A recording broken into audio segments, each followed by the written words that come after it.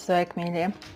Šajā vecgada vakarā, kad mēs gaidām jauno gadu, 2025. gadu, un 2024. gada izskaņā, dažādu notikumu virpulī, dažādu pārdzīvojumu pašā viducī mēs atkal tiekamies, lai slavētu mūsu kungu, lai pārunātu viņa patiesību, viņa vārdu, lai atgādinātu to viens otram un stiprinātos un sakņotos tajā.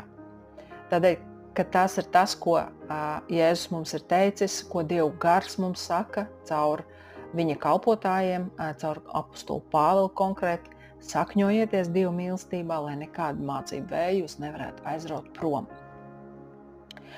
Un es